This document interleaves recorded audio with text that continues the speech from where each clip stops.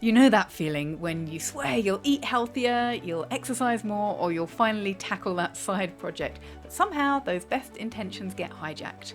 Why do we keep falling into the same old patterns, even when we know better? Well, it turns out the problem isn't you, it's the way your brain is wired.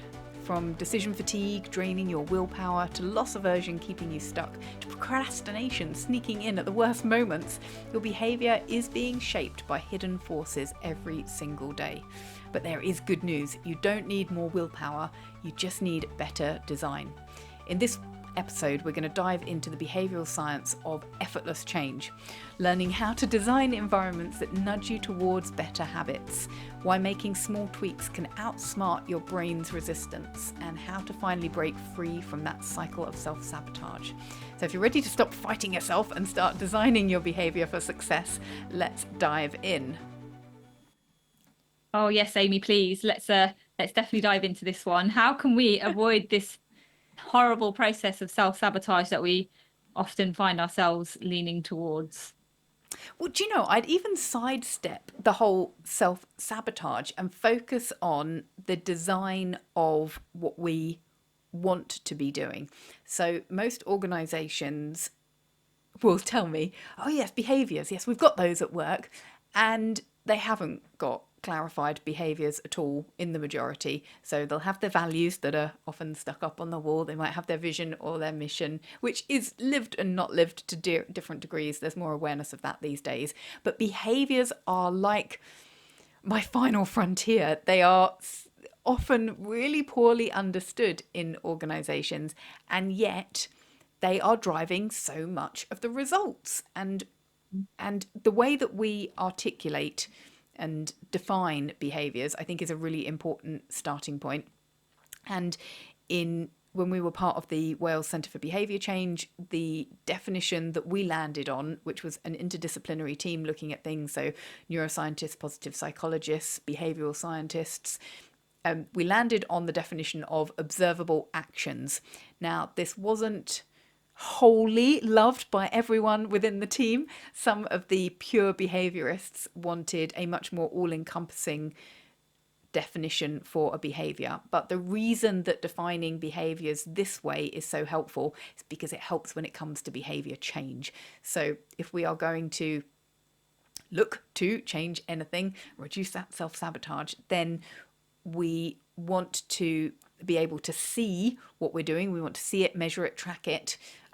We know that these behaviors, the process, the structure of a behavior is often meaning that it's driven by something. There's a trigger. Our behaviors don't just happen randomly. There are cues or triggers that start the process. And there's an influence on those behaviors by the consequence. So if we're getting a reward, then we're also likely to be getting a dopamine hit, and we're likely to reinforce that. If there's a negative outcome, then that can reduce the likelihood of things being repeated. That said, there are scenarios where someone might have a negative outcome and the behavior still be reinforced. You get that in certain conditions. For example, someone with an addiction to gambling or addictions to other things, that normal reward cue response, reward after the behaviour, it can be altered. So worth being aware of that. And the other thing is that a lot of this is often unconscious. So we have to bring behaviours up into the area of conscious awareness to then manipulate them and then allow them to sink back into the automatic space, which is helpful.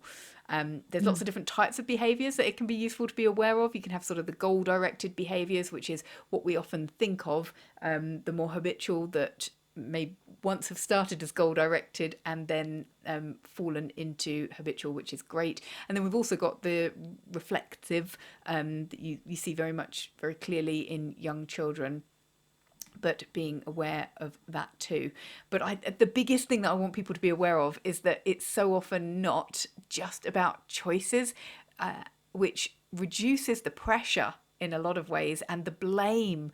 And I really loved the book, I don't know whether you've come across it, by Chris and Zand, the UK doctors who have done lots of brilliant programs and brilliant research.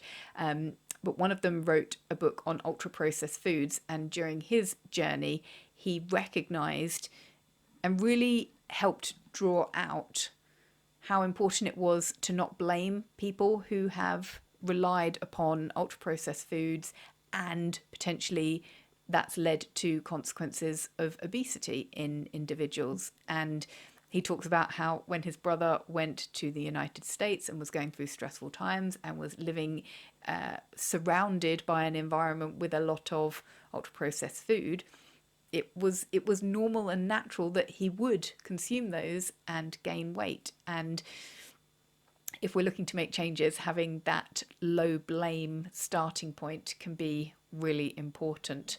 And I don't know whether, have you ever seen that? Yeah, Well, no, yeah, no, definitely. One of the questions I was just about to ask you, Amy, before you go on, was actually when you've been in organizations, just came to my mind.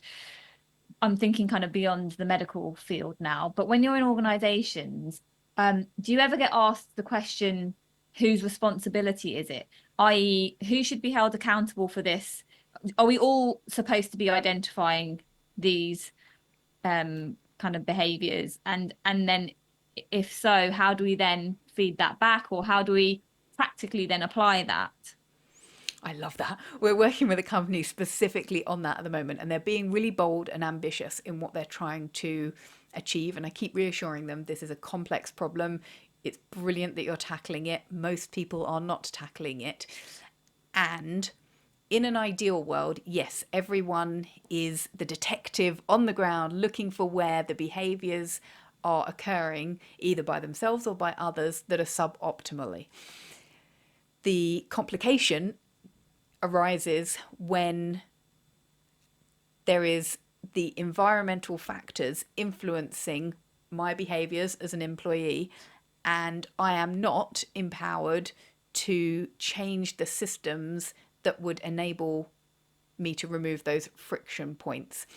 And that is where we then need in organizations the different channels in place so that those that can make the changes can make the changes.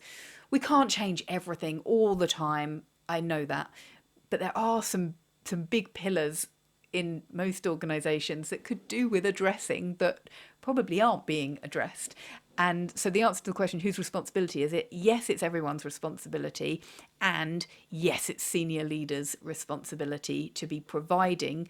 I mean, it's their main job. And some CEOs are exquisite and impressive at recognizing their job is to create an environment where their employees can thrive and can contribute all that they are capable of. But some get a bit distracted with all of this other stuff. And I have been in organizations where the senior leadership team say, oh, we're powerless, we couldn't possibly change that. And I look around and I go, well, who could then? Who is responsible for these changes?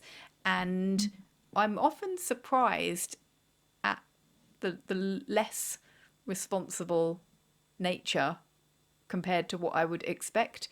We run a small organization and we know the buck stops with us. You know, if we don't change things, they're not going to change.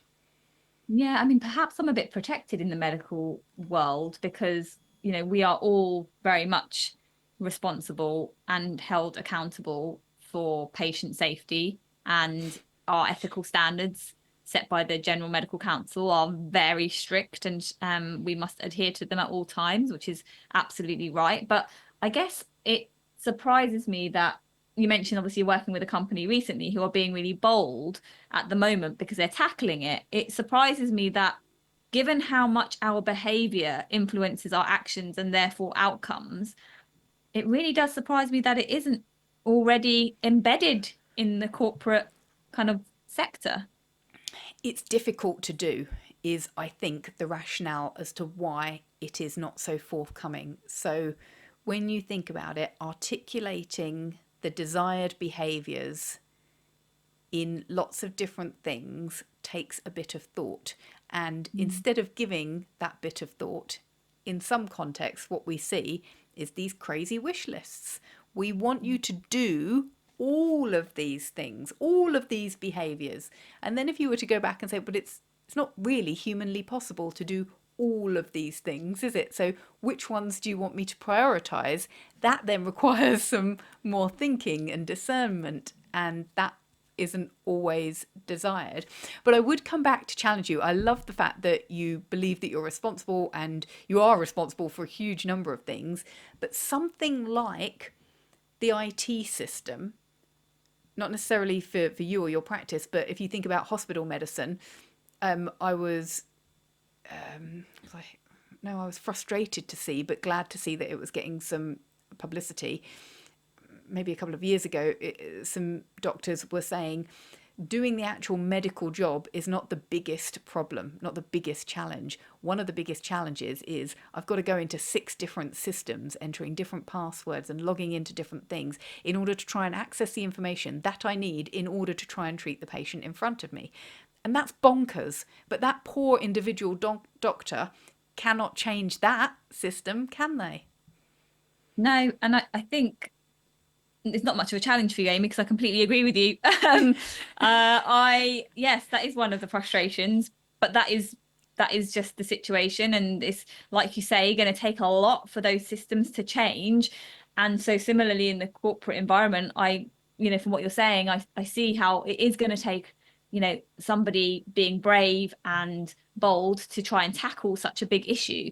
But I guess then, as an individual listening to this podcast thinking, yeah, what can I do? I guess we just got to start small, haven't we? We've got to think about our own personal habits, not try to get overwhelmed by the bigger picture, but have it in, the back of our minds as the objective. But actually as an individual, what small changes can we make to kind of head in the right direction? I think that's a really good sort of challenge. And if we are clear on what we want to contribute, whether that's at work, at home, wherever is important to us, then thinking about what behaviours will make up that positive contribution and getting clear about what those almost non-negotiable behaviours are, what those habits that we desire might look like, then knowing that they are realistic, which we're adding lots of caveats in here, but clarity, realistic, then we want to start reinforcing them. And if we've got something that we don't want to be doing and we want to change that, to move, then thinking about how we can piggyback on an existing habit if possible, creating, ultimately we need to create a dopamine response to this new behavior and make sure that we're then more likely to repeat that, to do that in the future. Giving time and attention to those things will hopefully allow some of the less desirable behaviours to die out. But then the additional catalyst, as it were, is to try and utilise your environment to shape your behaviours. We always want to try and make behaviours as easy as possible. I know for me, sometimes the idea of actually getting to a gym or getting out might not always be as realistic. So what makes it easier for me in terms of a desired behavior that I want to do most days is some exercise. So I'll often create space, physical space. I've got everything I need for Pilates set up, and I've got kettlebells in various rooms of the house, which means that I can do short bursts of desired behavior easily. So almost I'd encourage individuals to do an environmental audit and see whether those environments that you are regularly in take you towards desired behaviours or away from desired behaviours. And even things like what apps you've got on your phone. That's a form of environment, your phone environment, what you're seeing in front of you. If you can see an app for whatever it might be, you're more likely to use the app. If you don't have the app on your phone and you need to download the app. So for example, for myself and for another friend who sometimes struggles not to check emails all of the time, which then can have a negative impact on her experience of life or her stress levels, take the email app off your phone. Make it harder to do that behavior that you don't want to do. It's really simple, but it's so effective.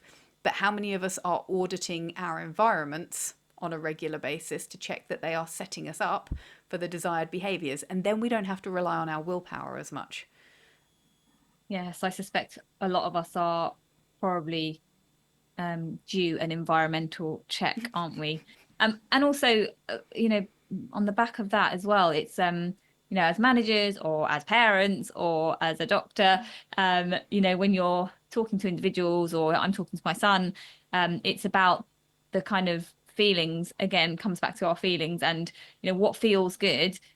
Which habits then make us feel good or have some kind of positive impact on us, you're more likely to then want to do it again. I know with my son, I try to encourage him to try to learn why mummy is saying don't do that. And I really try hard not to reinforce the bad habits. And I try hard to, I don't always remember, but when he's displaying behaviors which are really lovely, like good manners, for example, I will often say to him, oh, well done. That was really lovely. I'm really proud of you for being so polite. And yes, it should be a default, but he's 6, so it isn't. And so by then reminding him and praising him, it then gives him a little hit of dopamine, I guess. And that praise and that feel good factor then encourages him and motivates him to want that dopamine hit again. And how did you get that dopamine hit? By being polite and using good manners. So he then does it again, and it reinforces that behavior.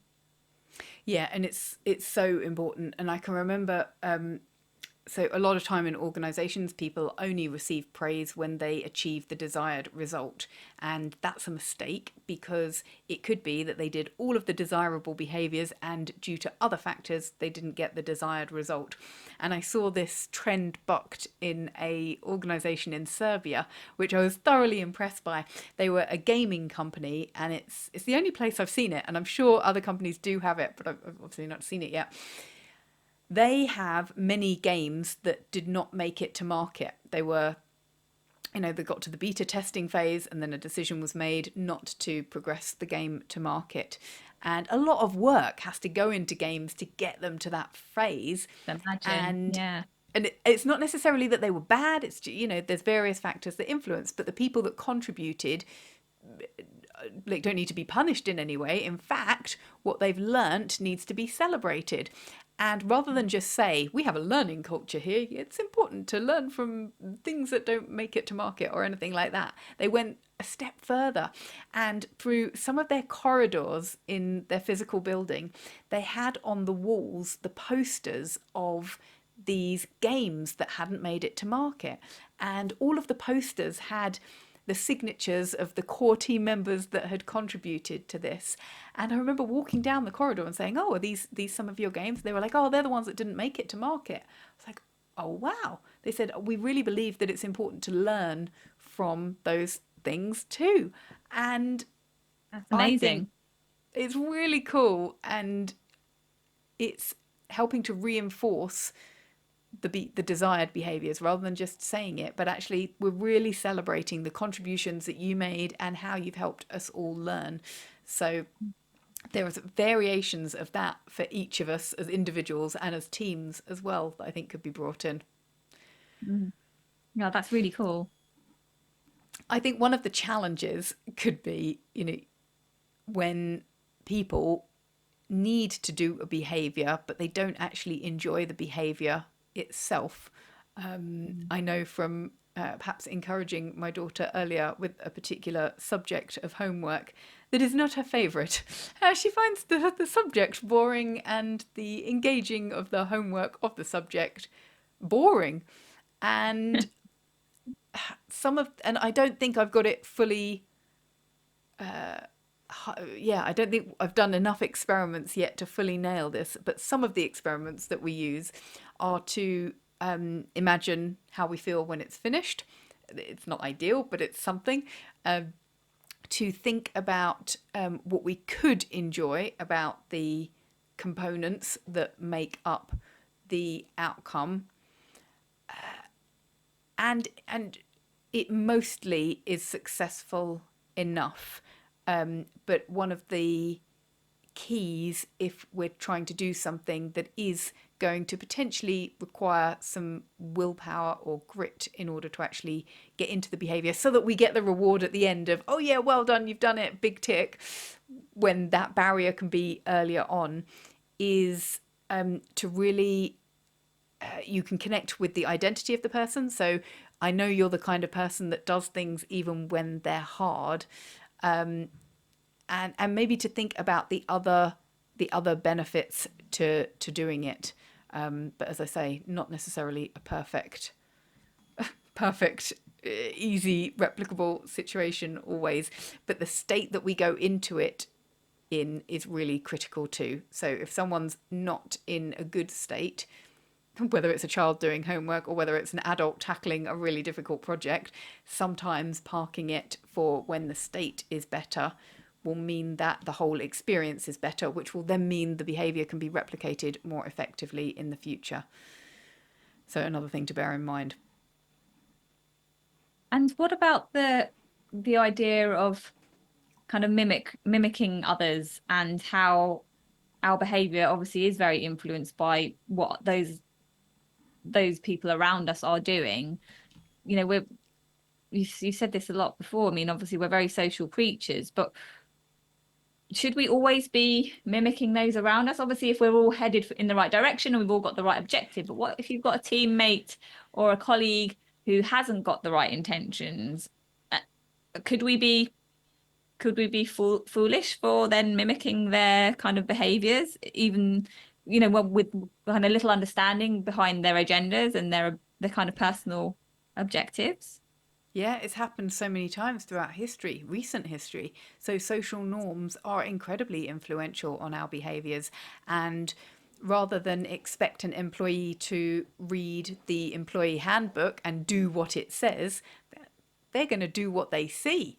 And if they are in an organisation where behaviours might deliver certain results but with side effects, for example, less trustworthy behaviors or less honest behaviors that might, for example, make a sale but have those other side effects and in future would call into question integrity. Or some would say that previous financial crashes have been influenced by behaviors that we thought, oh, well, everyone else is doing it, therefore we'll do it too.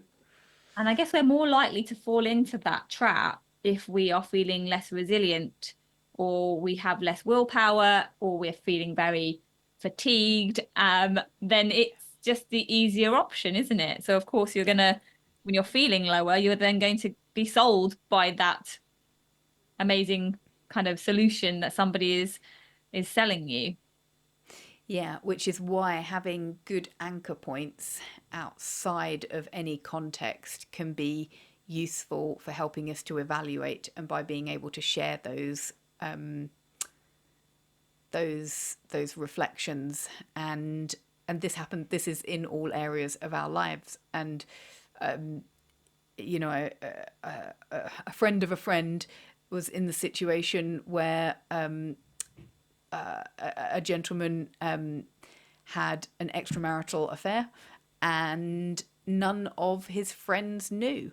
And I was really surprised to hear that none of his friends knew that these behaviours had been going on that ultimately led to the destruction of his family unit.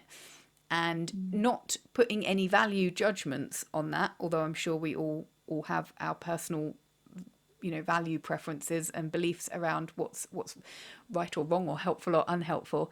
But in this context, this person didn't have any checkpoints. His behaviors were going unchecked by those who could have perhaps offered insight. I mean, I think he would say he regrets his decisions, he regrets his behaviors, which that's not us putting value judgments on it. It's him looking back and going, I wish I'd handled things differently. And if he'd perhaps had the relationship set up where he could, I don't know. I think there's a lot to be said for having those around us that can help evaluate and cross-reference our behaviours, both in organisations and in personal lives. I agree with that. Very sensible.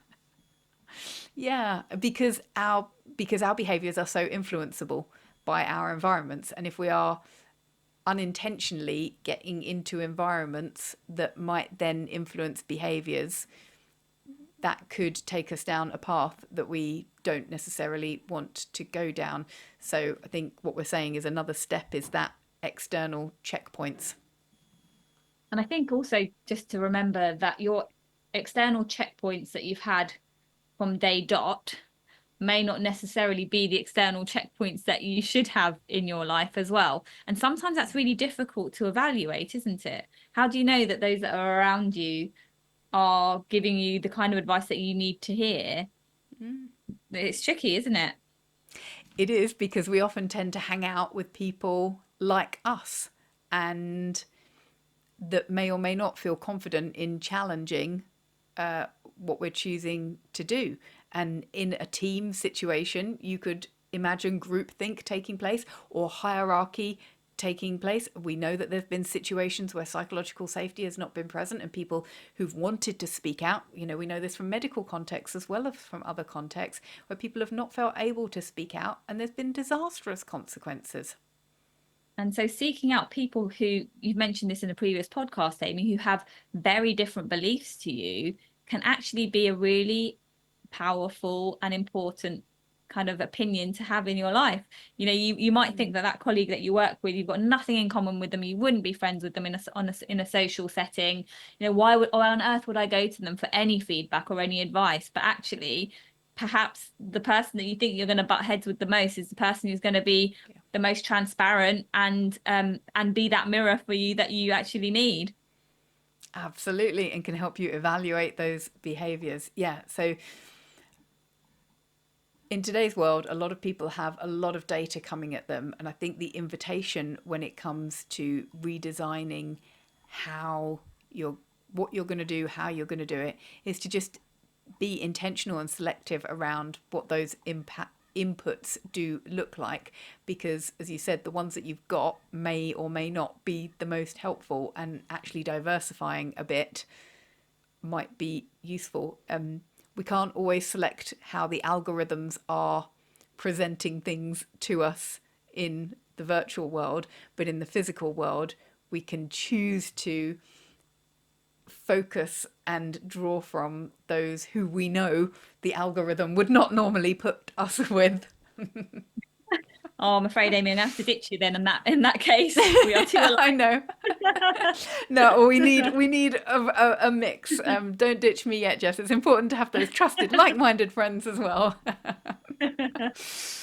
Oh, well, if you have enjoyed some of this stimulation, which may or may not resonate with you, but you're open to challenge and a bit of diverse thinking, then please share this with a friend or colleague who might find it helpful or challenging. It's one of the best ways for us to reach more people like you. So make sure you're following us on your preferred viewing or listening platforms so you're the first to know when new episodes drop.